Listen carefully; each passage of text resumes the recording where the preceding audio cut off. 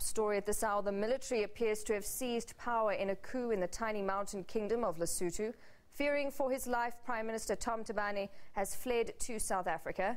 One police officer was killed and several others, as well as troops, were wounded when the army occupied police headquarters. King Letsie later removed the head of the army and replaced him with a moderate. South Africa says it condemns any unconstitutional change of power, and efforts are underway to convene a SADC troika meeting to discuss the events in Lesotho. But let's first take a look at the political dynamics in the neighbouring country. Since elections 2 years ago, a shaky coalition has governed the kingdom. Cracks started appearing towards the end of last year. The All-Basotho Convention is led by Prime Minister Tom Thabane. He enjoys the support of the police. The Lesotho Congress for Democracy is headed by Deputy Prime Minister Motshekga, who in turn has the military on his side. The third partner is the Basotho National Party. For some time now, coalition partners are angered by Thabane's perceived aloofness and unilateral actions. On Saturday, Maseru was woken up by gunfire, the power struggle in the landlocked country coming to a head. A pre-dawn siege by the army, taking control of police headquarters and several police stations. Gunfire ensued when the military moved in, also accused of jamming radio stations.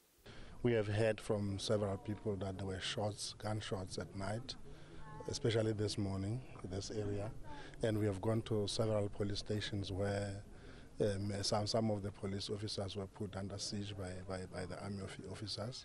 Loss of life and the damage evident, a change of guard at the military was effected. Now, as we speak right now, it goes without saying that Lieutenant General Kadika Muri is no longer the commander of the Lesotho Defence Force.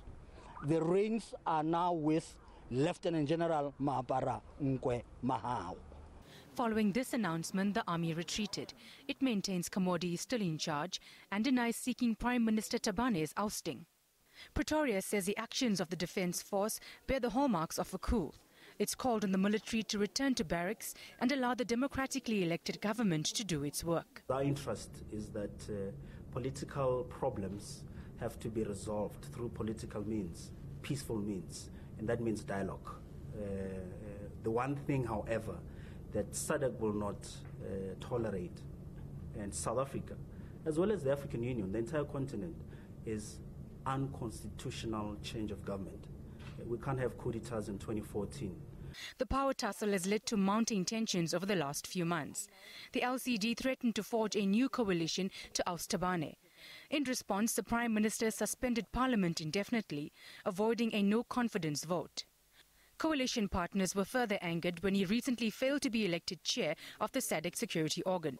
Earlier this week, the LCD was denied permission to stage a protest march. It rejected claims that it was behind the coup.